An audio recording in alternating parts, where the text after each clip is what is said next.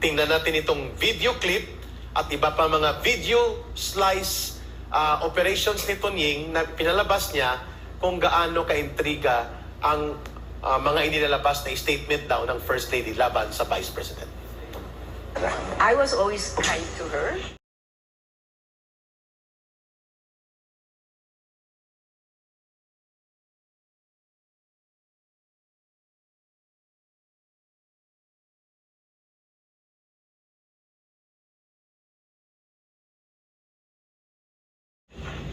Sabi niyo, si cross the line. Ano ibig sabihin nun? Wala nang reconciliation yan?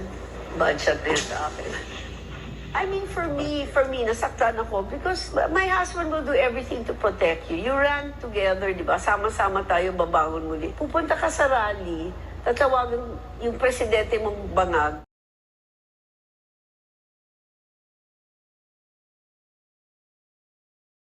Di ba, you're going to laugh? Tama ba yan? Even Lenny never did that. Another name para sa mangga? Unsa man. Ang tawagan niya? Mangga gamit. Sa akin, ano ngayon kung bad shot siya sa'yo? Sino ka? You are the wife of the President, yes, but you do not own this country. And you Her Royal are Highness. the Royal Highness Lisa Araneta Marcos, bad shot siya sa akin. Her Royal Highness. So ano kung bad shot sa iyong Vice Presidente? 32 million po, First Lady Lisa Araneta Marcos, ang bumoto kay Inday Sara Duterte. Sa'yo ilan? Sa'yo ilan? Sa asawa mo, tine-question pa ngayon kasi kinausap mong Smartmatic. At yan ay pinatotohanan ni Glenn Chong with affidavit. At yan din ang binulgar niya. Nag-hire ka pa ng 3 operators na bawal, foreigners. Griego, Romanian, and Bulgarian. Hindi mo sinasagot. Sino ka, First Lady Araneta Marcos? At bakit kami magtatamimi o mag-aalangan ang Vice Presidente o sino mang ordinaryong Pilipino sa'yo kapag na-badshot sa'yo? Bakit? Anong gagawin mo pag na-badshot sa'yo? Ano? Ipapadukot? Kagaya ng ginawa mong pag-order sa ISAP na mangdukot? Ng mga bata sa pribadong away na mag-asawa na pinakialaman ninyo? Dahil kaibigan ng pamilya mo, kaibigan nyo ni Bongbong Marcos?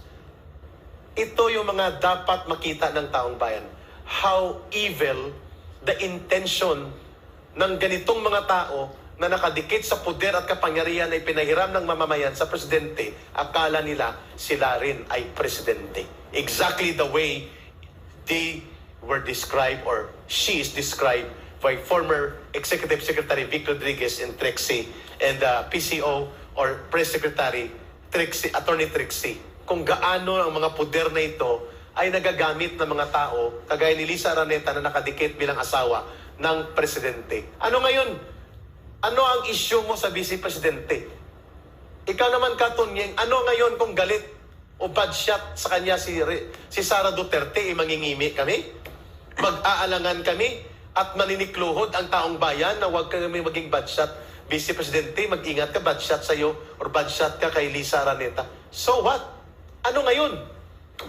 Dito ba talaga makikita kung gaano kasama talaga nagda-drugs no? At saka yung alcohol, naku, ang sama niyan. So anyway, parang ako, ang feeling ko talaga dito, no? She said kasi she was always kind, no? But everybody knows. Everybody and my mother and my dog, all our dogs know. All of us know who is behind this attempted takedown of our Vice President where billions of taxpayers' money has been used to destroy our Vice President, a duly elected official of this country.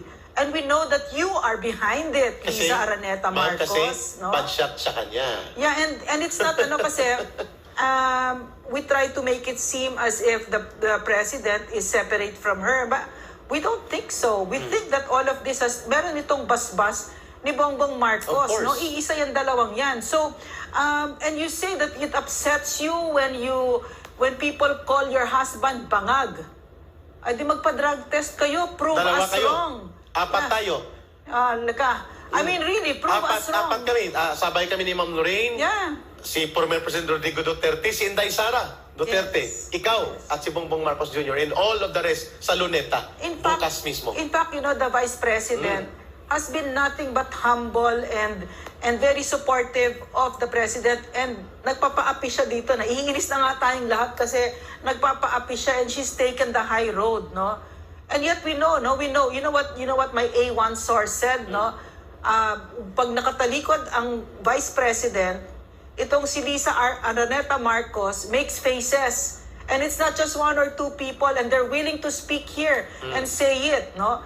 So, Kinukotya niya, iniinsulto niya. yung iniinsulto niya, no? So, ito yung sinasabi natin, no, na itong mga hipokritong, mga elitistang ito, ang definition nila ng kindness, yung forma lang. Yung kung ano yung itsura, yung palabas lang nila. Pero sa katotohanan, hindi lang knife ang pang-stab sa vice president, kundi pati machete. Yes. No, that's kindness to you. Pag yung mga baho ninyo, ginagawa ninyo sa dilim. Yeah. Pero alam namin kung ano yun. Ma'am, Yes. in the remaining minutes na mayroon kami ngayong araw nito sa Pilipinas nating mahal, ito pong sinasabi natin. Sa unang pagsambulat ng atake ng CPP, NPA, NDF last year, Yes. kay Vice President Sara Duterte on confidential and security fund, Yes. nagsasalita pang Malacanang. Ipinagtanggol pa ni Executive Secretary Lucas Bersamin at ng Budget Secretary ni Marcos, si Inday Sara Duterte. Sabi niya, kami nagbigay ng pondo, it was legitimate, it is the prerogative of the President, at yan ay dumaan sa prosesong nakaayon sa budget rules. At discretionary fund ng Presidente yan na ginagawa traditionally and legally. At ganoon din ang Marcos Jr. na Presidente. A week after, dito ko na may ugnay. Tumahimik silang lahat, pinabayaan nilang atakihin hindi lamang ng CPP, NPA, NDF party list si Vice President Sara Duterte, pati na si Martin Romualdez, kinuyog na nila si Sara Duterte, bumuo ng alliance, at nakita na natin kung gaano kalubha, isang buwan, dinurog ang pagkatao, personalidad, at ang uri ng pagdalala ng politika ng mga Duterte, including Sara Duterte and her father. At dito ko na ugnay binanggit ni Ma'am Lorraine, sa video ni Katunying, all along, it was never just Martin Romualdez in this alliance with the CPP, NPA, NDF. All along, you revealed yourself here. First Lady Lisa Araneta Marcos, ipinakita mo po ang kulay mo.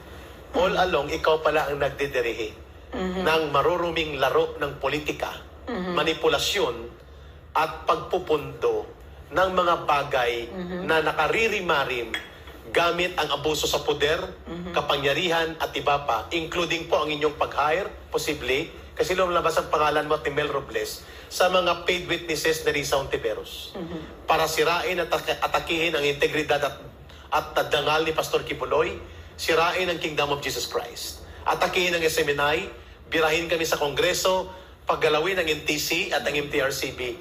Now, we have a proof how sinister, insidious, and evil-like ang mga design ng inyong operations, kung bakit nangyari ang pagligwak sa SMNI, pagwasak kay Pastor Kibuloy sa kanyang pagkatao, pag-atake sa Kingdom of Jesus Christ, suspension kay Hubahib, Governor, atake kay Pantaleon Alvarez, pag-atake kay Rodrigo Duterte, pagkawasak ng alliance na ito, because all along, it started with the way you want to relate with your political allies, the Duterte, especially the Vice President. Yeah, and Eric, mga kababayan, it was planned early on, yung panloloko nila sa Vice President. And during the SMNI debate where Pastor really supported you and spent hundreds of millions. All the way. I saw you, Lisa Araneta Marcos, bring your retinue of almost 100 people at 5,000 a plate, where you ate at the table of Pastor. All of us, you all ate there, no? Kita And you namin yun. never once said thank you. And not only that, wala kayong mga utang na loob, ginigipit nyo si Pastor. Yes. No? Hindi na kayo nahiya. Dahil- And all of this is the handiwork of Lisa Araneta Marcos. Dahil si Pastor ay identified at hindi naman niya nila ipinagtanggi yun. Proud kami, kaibigan proud- namin si Pierre Ardi. Identified with the Rodrigo Duterte and Vice President Sara Duterte. So what? Bakit? Anong mali doon ni Pastor? Eric Karimari-Marim, you ate at the table of Pastor. You partook of his generosity. Yes. You sat there at that feast where your husband was treated with respect when all other media companies treated him like trash. Yes. And what have you done? How did you exchange that kindness and that compassion of Pastor? No, kasi naawa siya eh. Naawa si Pastor. Every time you were described by Rappler, for instance, it wasn't just Bongbong Marcos, it was Yes. the plunderer's son or the fascist son. So much was spent on you, and we saw you stuff your face with food that was paid for by Pastor, including Yan. a retinue of almost 100 Yan, no? people at 5,000 a plate. 3 times you never said thank you ever. Ma'am, at munti ko nang sabihin kung anong karanasan ko sa kanya nito. Personally, in due time. Saan ang meeting? Anong meeting? Anong karanasan yan? Anong sinabi niya before the May 1 rally ni Leni Robredo? Okay. At saka pinuri niya dito si Lenny Dito Robredo. ko lang nakita na Yeah. dalawa pa lang kandidato ng Dilawan, ng Liberal at Pink Party nung kandidato ng 2022 elections. Ngayon lang namin napagtagpo ito, ang mga pagkakaugnay ng bagay. They were all along, akala natin ang kandidato nila si Leni Robredo lang. Kaya tayo'y nanindigan kay Bongbong Marcos. Ang kandidato pala ng Liberal Party at Pink and Dilawan ay hindi lang si Leni Robredo, kundi si Ferdinand Marcos Robredo din. Yeah. Ferdinand Bongbong Marcos Robredo. And nagkamali talaga si First Lady dito. Oo. Yung pangbababoy ninyo sa Vice Red President. line daw Kasi yun. the people will teach you, no? Because who is the Vice President? Record-breaking, really, numbers voted Yeah. for her ever, no? And since she sat in office up to today, just recently, Most trusted. the most trusted. And No? top-performing agency. Correct, the DepEd. So Top performing. now, you are going to feel the wrath of the Filipino people at what you are doing Yeah. at this public official that we've trusted. Yeah. Ito ang mga ugali at mga pagmamalapis Elitista. ay sisingilin ito ng taong Yes. bayan. Ano ngayon kung bad shot sa'yo, si Vice Presidente? Para bang dapat matakot si VP? At kami din, bad Bad shot shot. sa'yo? So ano ngayon? Magtatahimik kami? Bad shot ka din sa amin. Wala kaming, hindi mo na pwedeng takutin ang mamamayan. You Wala are. natatakot dito. Yes, the president is not the Philippines and the country. The president is not the king. And you are not the queen. The president belongs to the people. His power is temporary. Hinihiram niya sa taong bayan. Pati po ang inyong paggamit ng poder na yan ay inihiram ninyo. Eric, you know, I never thought that I would say it with government, no, or people like this, no. I never thought I would say it because Yeah. I would say it with the CPP, NPA, NDF. Walang natatakot dito. Ready kami mamatay dito. Yes. No, walang natatakot. But now we have to say it, unfortunately, to a government, to an administration that's so corrupt and so indifferent to the Filipino people. Yes, akala nyo, madala nyo kami sa chat budol na nag-flop ang gimmick nyo sa padruga-druga, ha? Worst president that this Mamaya, country has nakikita ever sa had. ating screen Right ang there. 2 o 3 sessions ito, libre halos, SMNI probe, at pati yung debate na walang pumansin sa kanya, subalit doon lang siya pumunta at pinili niya sapagkat ang SMNI ay may trusted level of confidence ng taong bayan. Live views niyan, mahigit almost 2 million nung debate na yan, unang punta niya. Ni singkong duling po, walang siningil ang SMNI o hininging kapalit o kabayaran si Pastor Kibuloy. Yan ang dapat mong tandaan, Lisa Araneta Marcos. At saka ni isang thank you, wala yang binigay. Yes. At saka nung nanalo na siya, pumunta yan sila sa Davao para sa oath-taking ni Vice President. Pumunta siya kay Pastor pero ang kanyang instructions, walang picture-taking. Yes. Ganyan ka, walang hiya ang mga yan. At yan- Walang utang na loob. At yan ang dahilan kung bakit napagdudugtong natin ang mga pangyayari na all along, siya pala at si Martin Romualdez talaga at si Bongbong Marcos ay triumvirate.